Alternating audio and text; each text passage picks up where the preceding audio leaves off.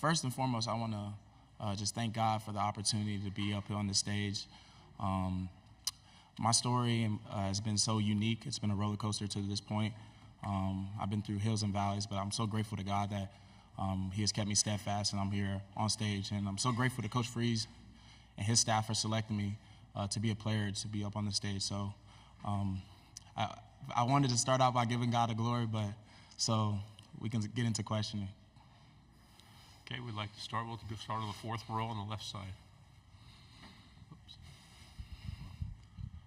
Dan Peck, ESPN 106.7 in Auburn. You mentioned your story. You were near the bottom of the depth chart about a year and a half ago. You've worked your way into being one of the team's leaders. What's that like? What was the process like of working your way into the starting lineup and becoming the player you were last year? Yeah, it was just a process where I wanted to prove to my coaches that they can trust me to be out there on the field.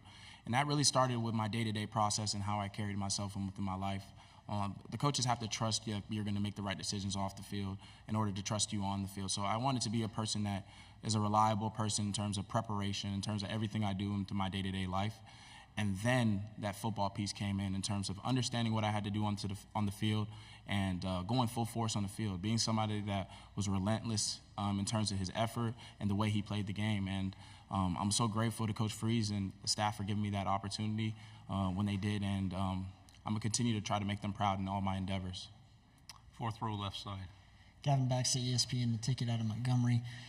Coach Freeze mentioned earlier that Jaron Thompson has kind of stepped into a leadership role within the defense. Could you talk about his impact since his arrival? Yeah, Jaron Thompson has been a great addition from Texas. He's certainly somebody that's an elite communicator in the back end. He gets the guys prepared in terms of what they have to do and communicating on different facets and plays. So he's certainly somebody that the guys lean on in terms of veteran leadership. He's done it at Texas, and he's bringing it to Auburn here.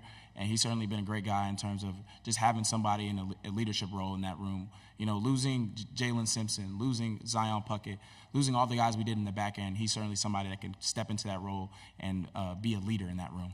Right side, fifth row. Ryan Hennessy, NBC 13 in Birmingham.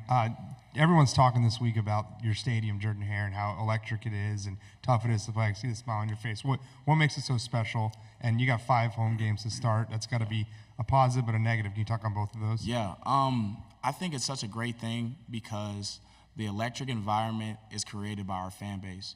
Our fans truly do pour into the athletes and overall want our athletes to go out there and be successful on the field and in their daily endeavors.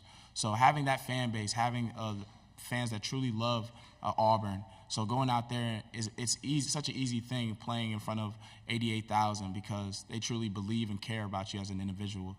That culture, that rich fan base, that rich culture that is here at Auburn. Certainly we take pride in, and I'm continuing to try to make our fans proud in everything we do. On the aisle on the left. Hey, Eugene, Olivia Whitmire with WHNT up in Huntsville. One of our favorite parts of SEC Media Days is seeing you guys in your outfits dripped out to the nines, just perfect. Talk to me a little bit about your outfit, and do you think that you're the best dressed Auburn Tiger here today?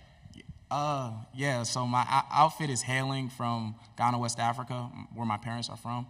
I wanted to bring my culture into SEC Media Day and just let people know, a little bit about me and just see that side of me. So I think your other question was I the best? I think I'm the best dressed in general.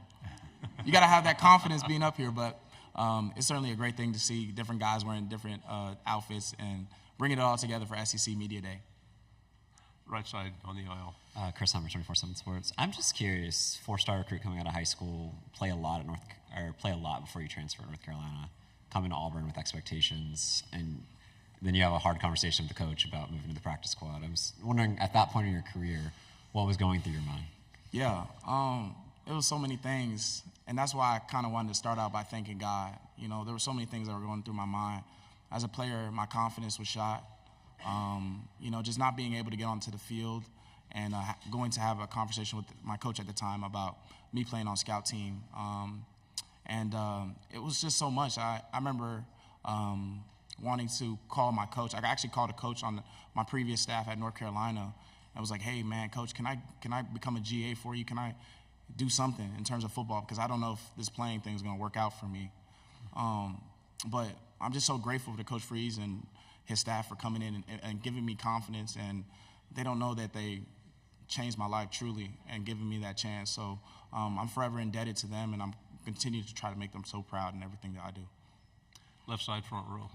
Corey LeBounty with WNSP 105.5 in Mobile, Alabama. Eugene, you lead the team in tackles 1 year ago.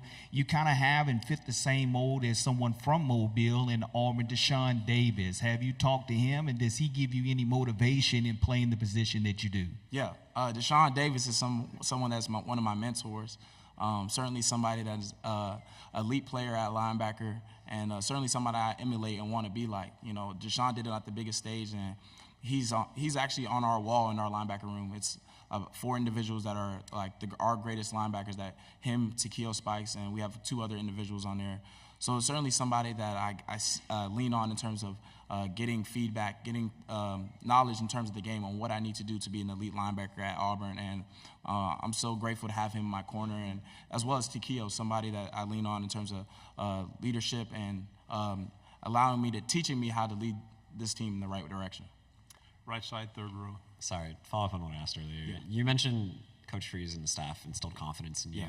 When do you remember that confidence starting to rush back, and what do you think that sparked that for you? Yeah, so I think the confidence really came back week 2 against Cal. I was playing week 1 against UMass last season, and they gave me an opportunity to start in that night game at Cal we had, and just coming into halftime at that game and to just seeing them say, Eugene, you guys are doing well, to continue to do what you're doing.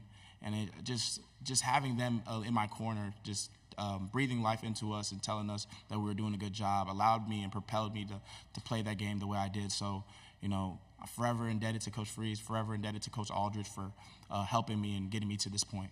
2 final questions on the back row.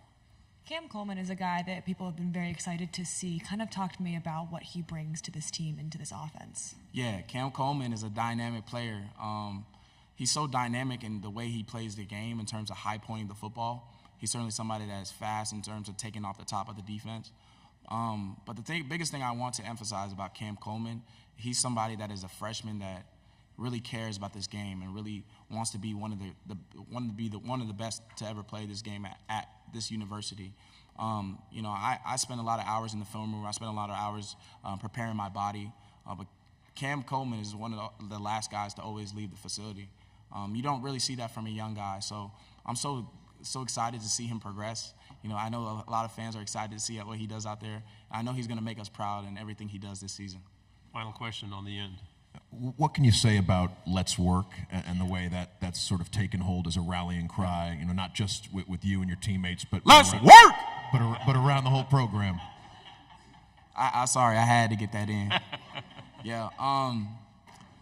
To be honest, I think it really has allowed the guys have rallied around that saying. You know, that's kind of how I've been my whole life. Energetic, outgoing, souped up, you know, energy type guy. So I just implemented that, and I brought that to the team last year. And, you know, I'm just going to continue to try to embody it. You know, I always say being an undersized linebacker, people try to put stipulations on you or try to put narratives on you.